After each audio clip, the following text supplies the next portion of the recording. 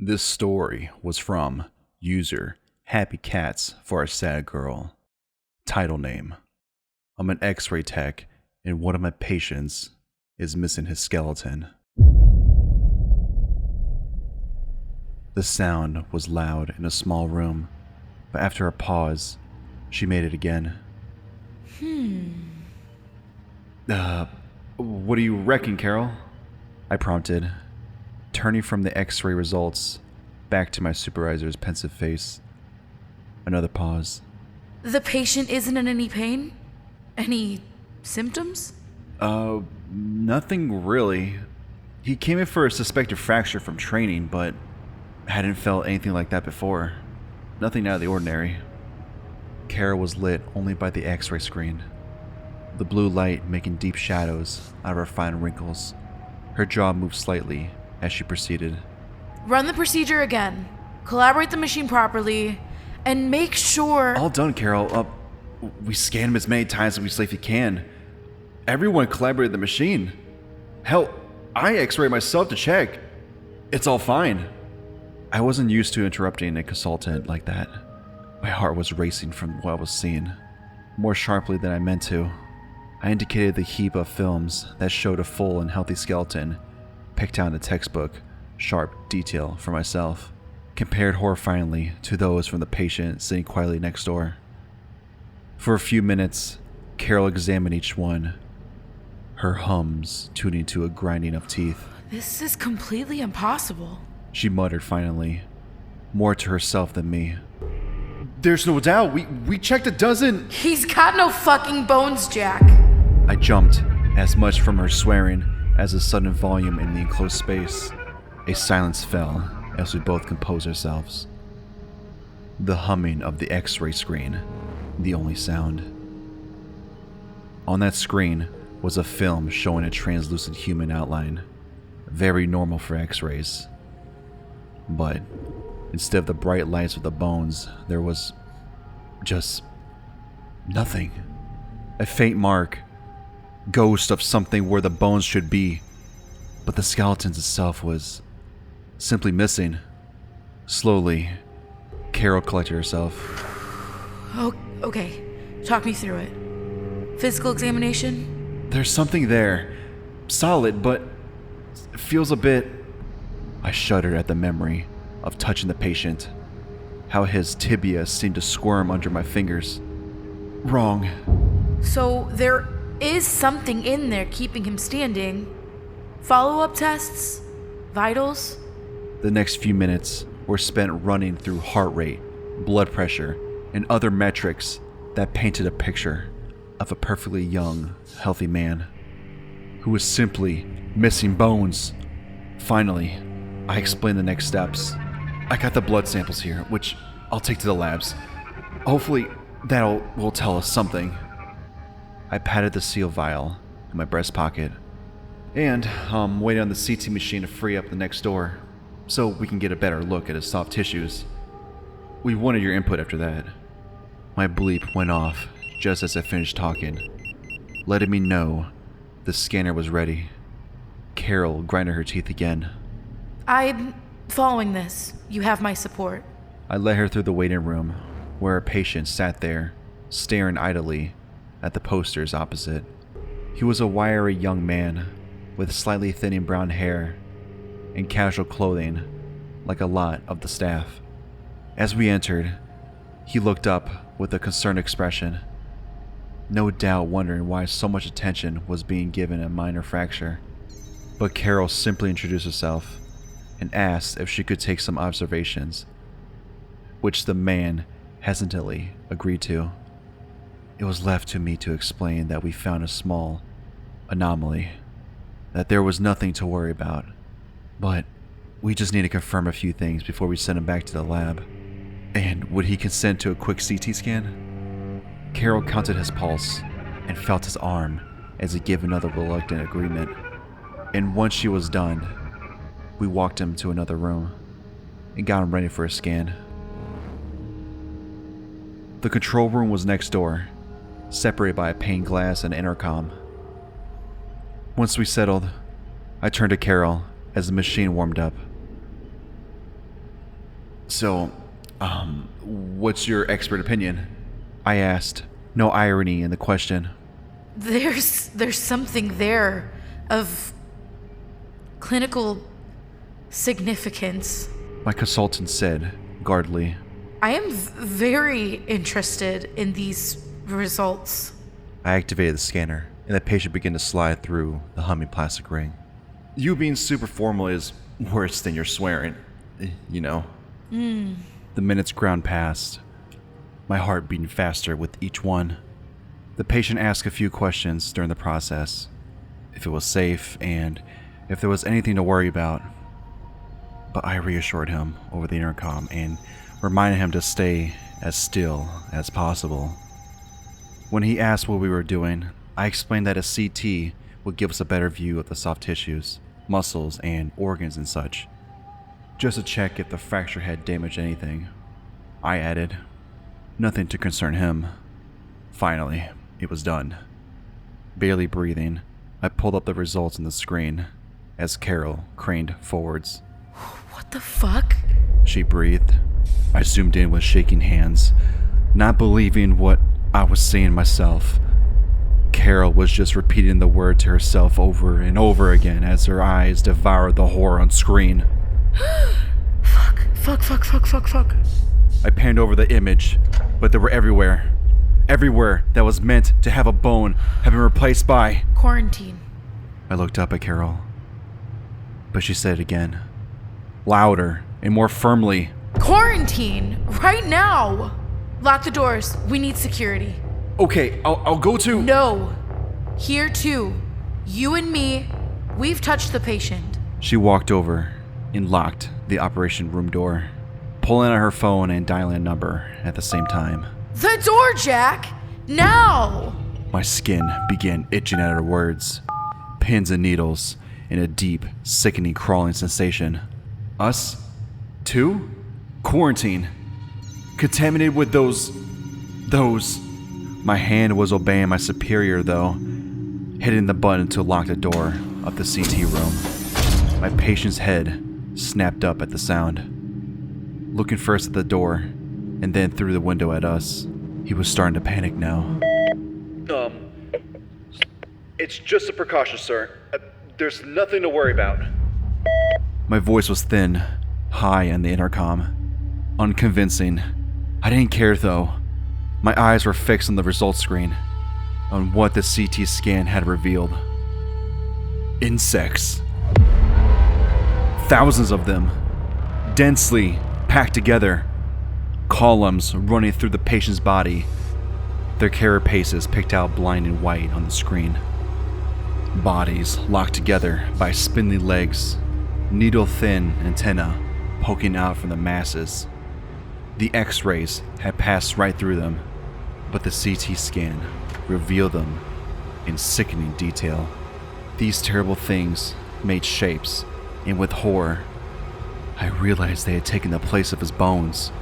The radius, ulnar, femur, even the goddamn skull remade from a mosaic of insect bodies with smaller than a grain of rice. I felt dizzy. I felt them moving. Carol was speaking to someone, and the patient's voice was coming in tinny over the intercom, but I wasn't listening. A cold, trickling feeling was spreading throughout my body, and my mind was going faint. All at once, I threw up, missing the bin completely, but managed to go at least get on the floor and not in the equipment. I collapsed hard to the ground. The pungent smell of bile filled the room, adding to the sensory maelstrom. After a moment, I felt myself being lifted and turned to see Carol, helping back into the chair. Stay still and breathe deeply, she instructed. Water is on the way, so spit for the moment if you need to. She stood and said something to the patient before turning off the intercom and results screen, leaving only the light from the CT room to fill in our little space. It helped a little, but the images were still burned into my mind. Finally, she knelt in front of me, careful to avoid the vomit, and held my arms as she talked to me through a breathing exercise. Slowly, I came back to myself. The panic reciting. Sorry. Sorry.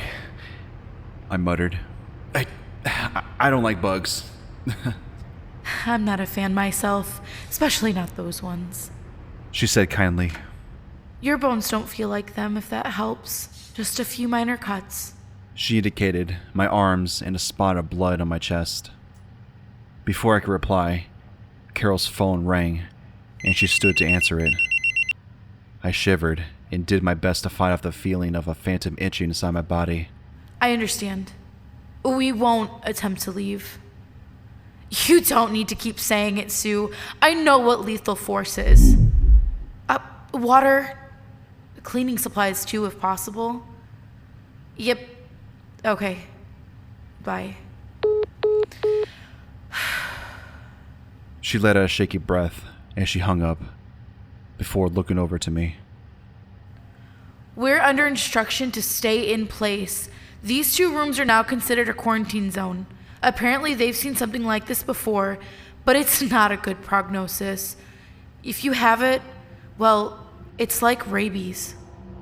Another shaky breath. Once they're in, there's no way to stop them. I felt sick again, but swallowed it down. Questions rolled through my head. They knew these things existed? Is this part of what our facility is studying? What happened to the first patients? Why can't they stop it? Why does my skin itch? Did they really say lethal? Before I could voice any of the torrent in my mind, I was jolted by a bang right next to my head. Our patient had come to the adjoining window and smacked his hand into it. Desperate to get our attention. Without the intercom, we couldn't hear any words, but he seemed to be shouting. Jesus. Carol muttered, clearly also startled. She took one look at my face. You stay there. I'll do my best to reassure our patient. Both reassure and our patient seemed to ring slightly hollow in our current situation, but I didn't protest. Carol spent a few minutes doing her best to talk to the patient down, before giving up and sitting down next to me. As she did, the patient began thumping the diving window again. He's not happy, but there's nothing we can do. She explained grimly. Some symptoms are setting in. Pain, panic, nausea. I didn't tell him what was wrong, though. I couldn't face it. In all my time working with Carol, I've never seen my consultant look so dejected. As gruff as she was, she'd been a bulwark against all the masses and nastiness of working here, shouldering the responsibility of the patients as well as what we did. This isn't our fault, Carol. We did the best we could. I tried. Maybe we can still help him. I mean, test or something. Maybe we can fix whatever those bastards did to him upstairs. This caught her attention. Slowly, she looked up, meeting my eyes. All kindness and commandery was gone. Instead, there was a look of steel-hard contempt etched into her face. Jack, you know what we do here. This is our fault. Those bastards are us. We did this to him. No, I said, my voice thinned again. No, we're radiology. We just scan patients, look after them. We don't... Do you honestly believe that? She asked sharply. You think that you're not a part of this. Too small of a cog in this place to be noticed. That you're not responsible. A naive little rad tech that doesn't have blood on his hands. Well, that's not... At least he can admit he makes weapons. At least I, and the patient, and everyone else in this godforsaken place can look ourselves in the mirror and know what we're really doing. Carol, I didn't... She was angry, angrier than I ever seen her. Look that poor bastard in the eye and tell him we don't make bioweapons. Look at him through the glass and tell him you're innocent. I felt sick again. Her eyes were cutting through me, pitting me like needles under my flesh. Next to us, the banging on the joining window continued, and I imagine I could hear him howling. But I didn't look. Can you even tell me his name, Jack? I haven't even heard you address him by it. Again, I couldn't answer. Couldn't bring myself to look up at the patient. And his screams. Carol made a noise of disgust. I get it. Like a farmer with cattle. It's easier if you just don't get attached, right? She walked away towards one of the computer terminals. I'm gonna write the shit show up, as well as recommendation that we review your fitness to practice. I'm not happy having someone of your disposition under me in this facility. She looked at me again. If you want any chance of keeping your job, I recommend that you look your patient in the eye and come to terms with who you are and what you do. The banging had stopped. Shamefully, I turned to look at the body of my patient. Except, he wasn't dead. My heart stopped. In front of me of the window stood a melting man. His limbs were distending, lengthening and disorienting as I looked. Skin stretching and bubbling, the spine deformed, bending him forward horribly towards the glass as his jaw flopped open and his skull collapsed on one side. The stretching skin began to split, white shapes pouring free from the gashes. But now, I could barely make it through the film of tears. I heard myself scream, collapsing down at the same time. That poor bastard's legs gave away, and he fell, mercifully out of view. I don't know how long I sat there sobbing for. Eventually, Carol's voice came from above me. This is what we do here, Jack. And you need to be okay with it. For now, I need the sample vial you took from Mr. Schwann. You're not fit to keep it safe right now. Shakily, I reached into my chest pocket, obeying without question. Immediately, there was a sharp, burning pain, and I pulled my hand out with a yelp. A half-inch cut weeped blood along my index finger. In horror, I looked inside, only to see the glint of a shattered sample vial winked up at me, right where I landed on it. Terrified, I looked up into Carol's face, which had drain of color. Right. She said. Okay. I'm gonna ask what the transmission vectors of this particular project are. You stay still, and over there, let me know if you feel anything. I simply nodded, unable to speak, trying desperately to ignore the itching coming from deep within my right arm that was slowly spreading upwards.